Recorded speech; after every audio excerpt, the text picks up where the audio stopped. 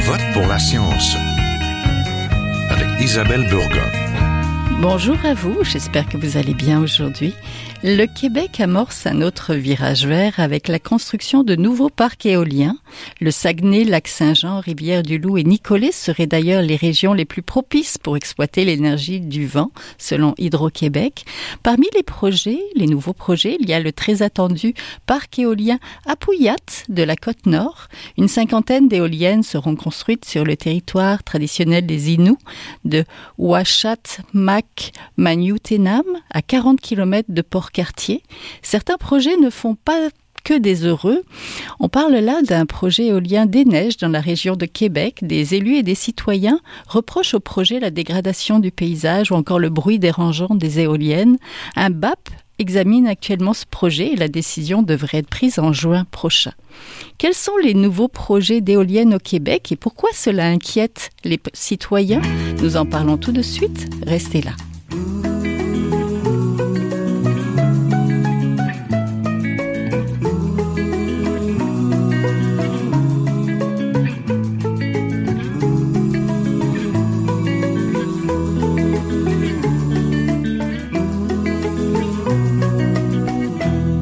Je vote pour la science. Nous voulons aujourd'hui vous parler des projets de nouveaux parcs éoliens québécois. Certains citoyens et élus s'inquiètent de la célérité de l'avancement de certains projets et se méfient des impacts sur l'environnement et sur leur vie de tels projets. Il y a parfois un manque d'acceptation sociale, le pas dans ma cour, autour de certains projets. Pour en parler, je suis en compagnie de Noël Fagoaga, chercheur à l'Institut de recherche en économie contemporaine. Bonjour. Bonjour. Je suis aussi en compagnie de Daniel Rousse, directeur du groupe de recherche en technologie de l'énergie et efficacité énergétique à l'École de technologie supérieure. Bonjour. Bonjour Isabelle. Et je suis en compagnie de Frédéric Côté, directeur général de Nergica, un centre de recherche appliquée qui stimule l'innovation en matière d'énergie renouvelable. Et c'est un centre en Gaspésie. C'est bien ça, Monsieur Côté? Bonjour. Tout à fait, bonjour. Donc, le parc éolien Apuiat, un projet attendu par les communautés de la Côte-Nord, verra une cinquantaine d'éoliennes construites sur un territoire traditionnel des Premières Nations, à 40 km de Port-Cartier.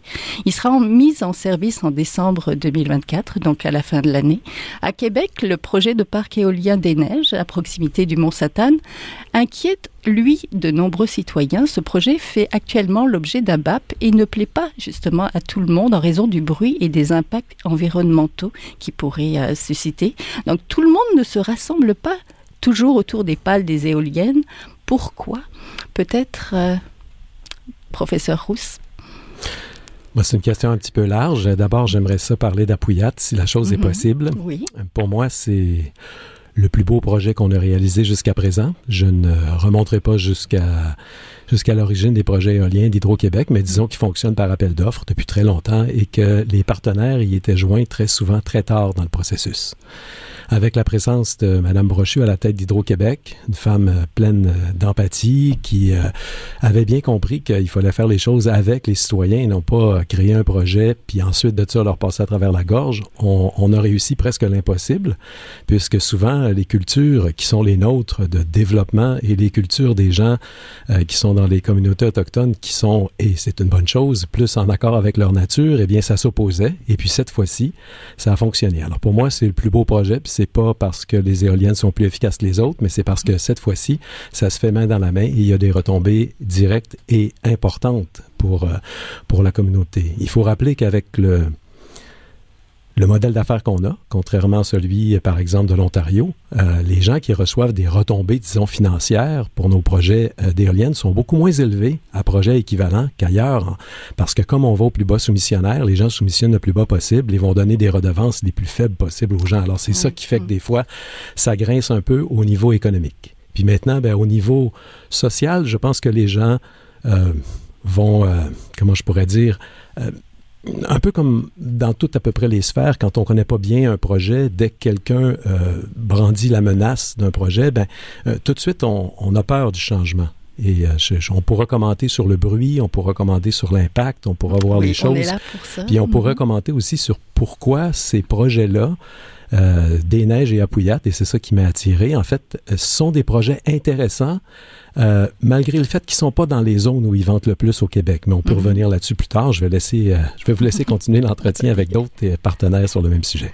Monsieur Fagoaga, vous, en économie et l'économie sociale, vous voyez comment les nouveaux projets des éoliennes? Concernant Apuiat et des Neiges, tout ça, oui, on va. Le modèle est particulier parce que ce sont des contrats de gré à gré avec Hydro-Québec Production. Moi, je me suis intéressé beaucoup plus au modèle finalement d'appel d'offres qu'on a depuis 20 ans, depuis 2001 en fait. Là.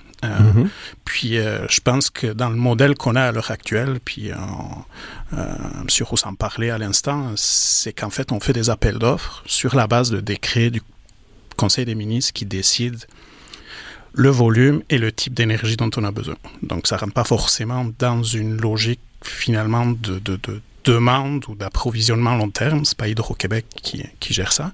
Puis, ça crée aussi un problème, c'est qu'en fait, on met en concurrence différents projets qui vont eux-mêmes mettre en concurrence différents territoires avec justement une compétition redevance. Exact. Et ça, ce problème-là, bon, finalement, c'est un peu les entreprises finalement qui répondent à ces appels d'offres profitent d'un contexte qui date de la baie James, en fait, où on a exempté de taxes municipales les projets énergétiques au Québec. Donc, les municipalités ne peuvent pas aller récupérer ce financement-là. Et ça, en fait, ça crée toutes sortes de concurrences et ça crée un peu de la chicane à certains endroits. Il y a des endroits comme en Gaspésie où on a pu s'organiser puis essayer d'aller capter la rente énergétique, comme le fait Hydro-Québec. Mais ce n'est pas forcément le cas ailleurs. Donc, on met finalement en concurrence les citoyens pour aller chercher le maximum de revenus liés à l'éolien. Puis, c'est ça. Donc là, c'est pour ça qu'en fait, on met en concurrence les milieux. Puis on voit les futurs projets là, en Mauricie ou ailleurs où c'est ça qu'on fait. D'une certaine manière, on délègue l'aménagement du territoire à des entreprises privées. Puis c'est finalement la capacité du milieu à réagir finalement à cette pression, à ce stress qui va faire qu'on va avoir plus ou moins des bons projets. Est-ce que le développement éolien va trop vite? Ou est-ce que c'est quelque chose qui... Je pense pas que ça soit une question de vitesse, mais plus de modèle. Puis on en parlait, il y a un besoin de travailler avec les communautés. Puis l'acceptabilité sociale, c'est pas juste faire un BAP. Là. L'acceptabilité sociale, c'est travailler avec tous les partenaires pour trouver le meilleur projet qui va impacter au minimum la communauté, puis qui va lui proposer des revenus. Puis Hydro-Québec, c'est une entreprise qui a été créée sur la base d'un service public. On a enlevé ce rôle-là en 2001 à travers un décret. On n'a pas eu de débat sur le changement de rôle d'Hydro-Québec. Puis là, on se retrouve avec un développement.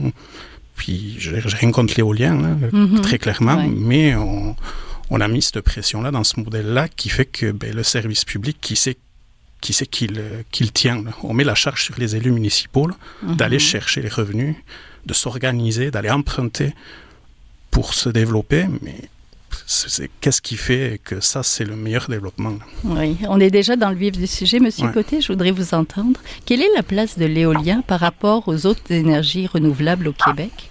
Comment se place l'éolien, finalement, parmi les autres?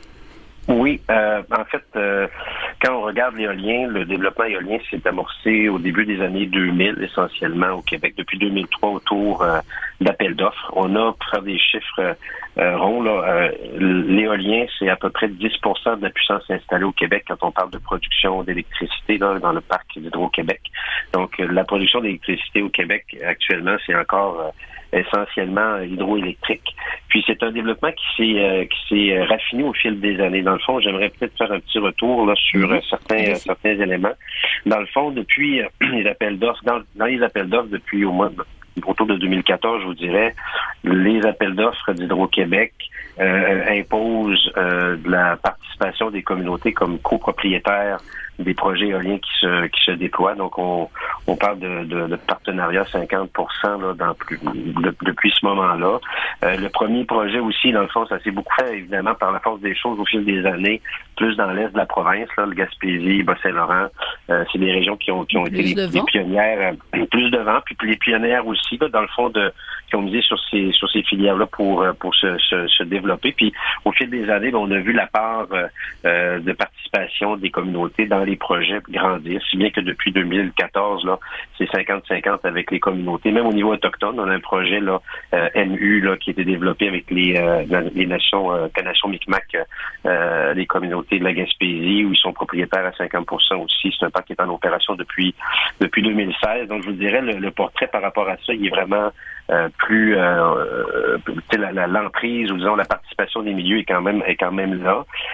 Quand on regarde au niveau de l'alignement avec les besoins énergétique, ben on le voit là, dans le fond, Hydro-Québec fait ses projections sur 10 ans pour ses besoins. Puis suite à ça, effectivement, il y a des appels d'offres, il y a des décrets gouvernementaux qui peuvent orienter comment le développement pourrait se faire. On l'a vu autour de 2016, la politique énergétique québécoise, on voyait vraiment des enjeux au niveau des surplus énergétiques. Et depuis 2016, il n'y a eu aucun appel d'offres au Québec. Donc quand on a jugé que les surplus étaient présents, ben on a mis dans le fond une pause sur le développement de projets qui est redémarré là il y a quelques temps là, devant les nouveaux constats d'Hydro-Québec où là on n'est plus dans une situation de surplus, mais dans une situation où à long terme, pour réaliser la transition énergétique, on a besoin de davantage de ressources. Fait que dans le fond, c'est vraiment un contexte où, quand on se projette vers le futur, pour répondre un peu à votre question, dans le fond, on voit que les prochains projets, c'est beaucoup l'éolien qui sera mis à contribution là, pour les nouveaux parcs, les nouveaux projets. Donc, Hydro-Québec a annoncé l'ajout là, d'à peu près 10 000 mégawatts là, de nouvelles capacités sur les 10 prochaines années, essentiellement pour répondre aux besoins de la transition énergétique. Donc, dans le plan d'Hydro-Québec, Hydro-Québec mentionne que la nouvelle électricité est produite 75%, c'est pour répondre vraiment aux besoins de la transition énergétique au Québec. Puis, il y a 25% de cet ajout-là qui est pour, disons, du développement économique, là, à proprement dit, là, désiré par le gouvernement de la province. Fait que ce qu'on va voir dans les prochaines années, c'est beaucoup de l'éolien, puis une mise à jour aussi des centrales hydroélectriques existantes d'Hydro-Québec pour aller chercher de la capacité additionnelle avec les ouvrages existants. Oui, merci. Professeur Rousse, vous vouliez réagir?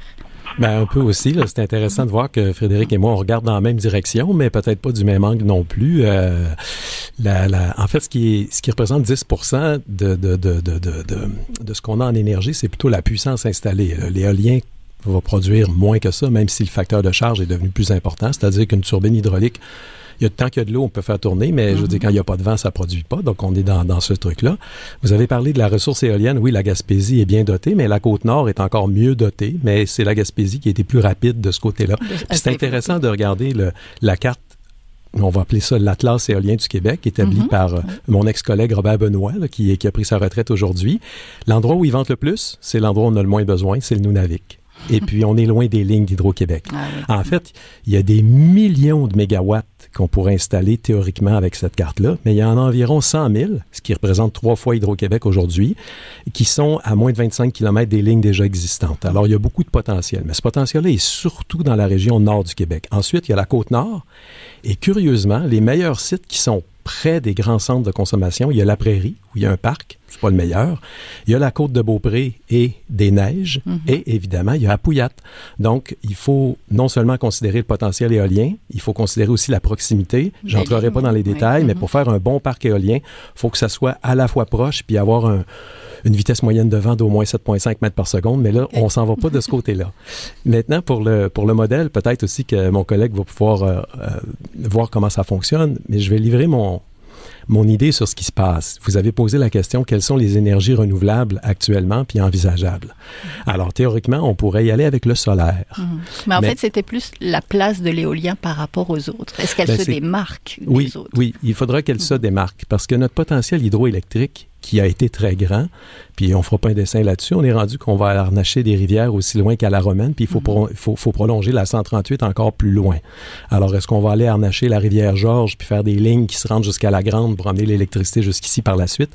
Quelles autres rivières vont être utilisées, que ce soit pour des standards, où on annonce très récemment aussi des stations de pompage, c'est-à-dire celles qui turbinent quand on manque d'énergie et qui repompent l'eau dans le réservoir quand on en a en excès, justement par les éoliennes.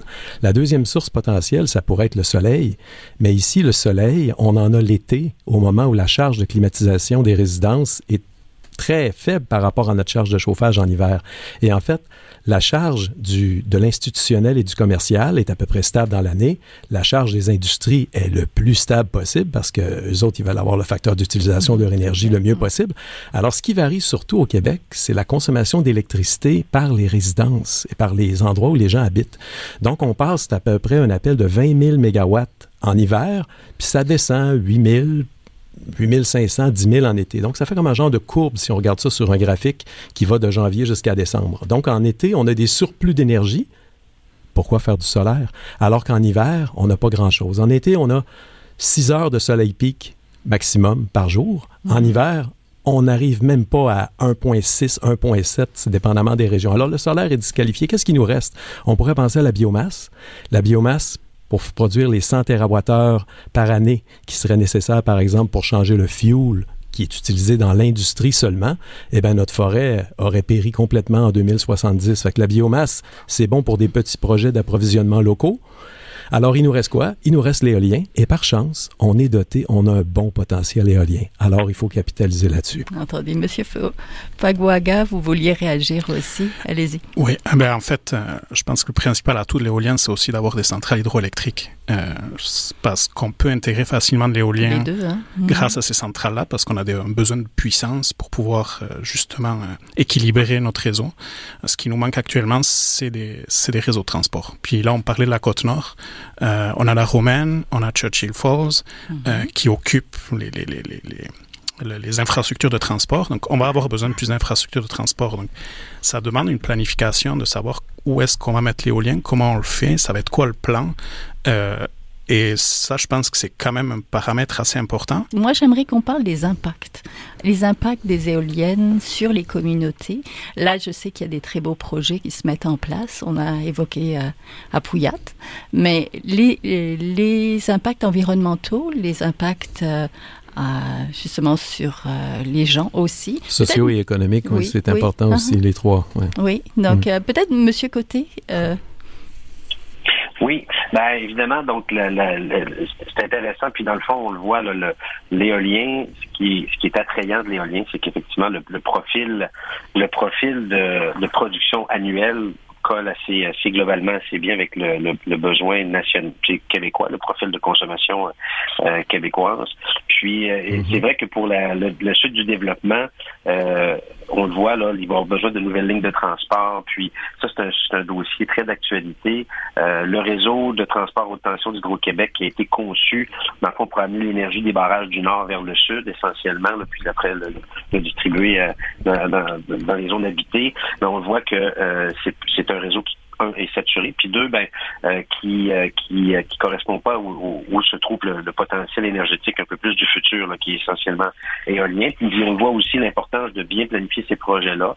On sait qu'il y a un projet de loi là, qui va être déposé prochainement, dans lequel on s'attend à ce que la planification intégrée des ressources fasse partie des obligations, parce qu'actuellement, quand on parle de planification de réseau, c'est un peu une boîte noire, hein?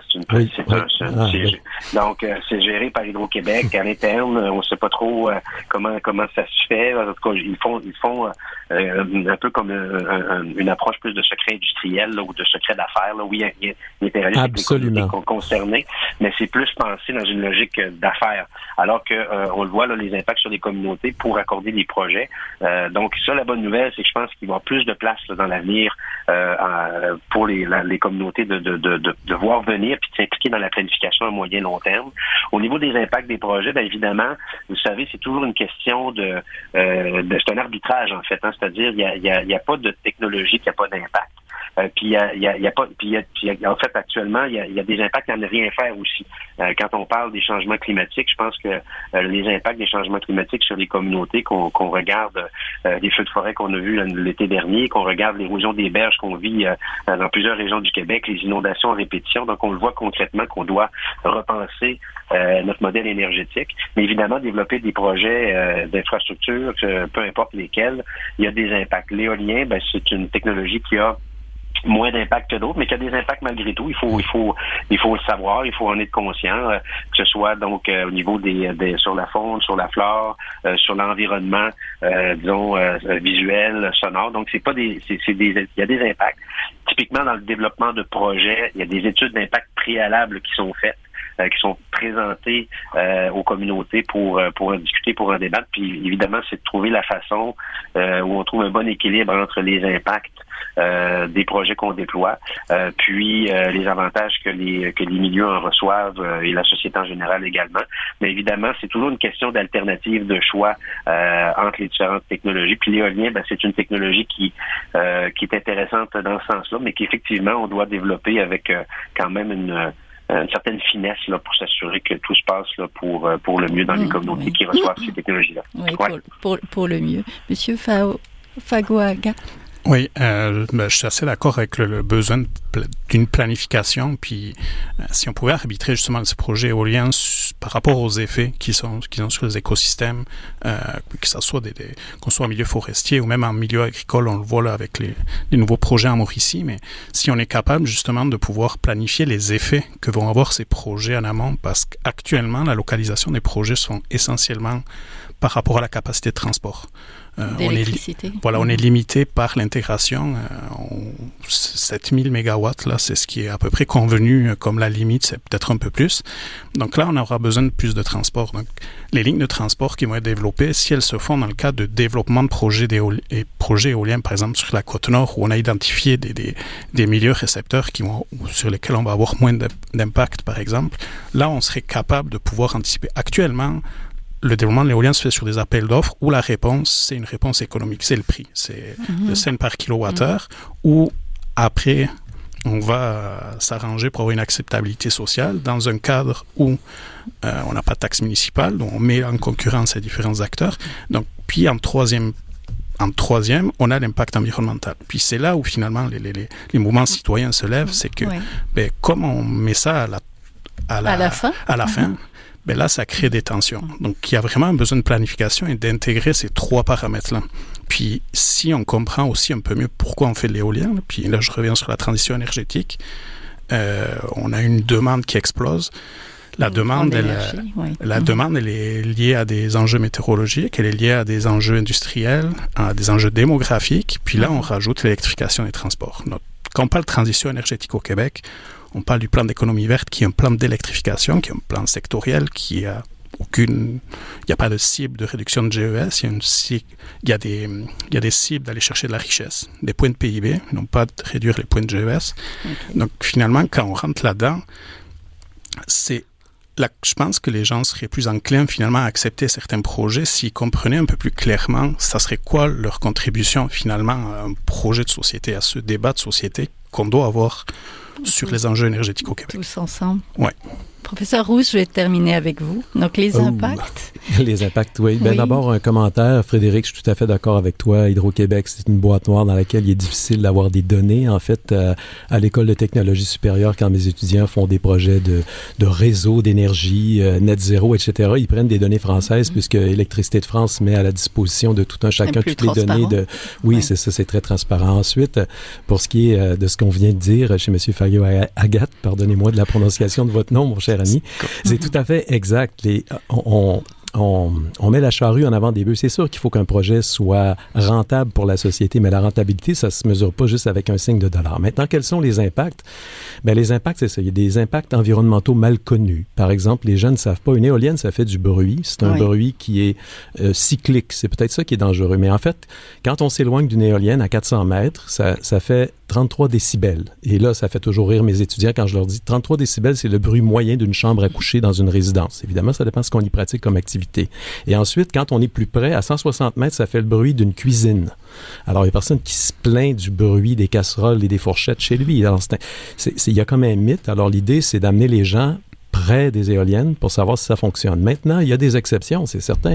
Il y a des gens qui sont hyper sensibles, qui font des acouphènes, etc., et qui pourraient être affectés par ce genre de choses-là. Mais je vous le dis, à 500 mètres d'une éolienne, on exagère. Autre chose, les morts de chauves-souris ou d'oiseaux. Oui, qui sont rapportés. Voilà, qui sont rapportés.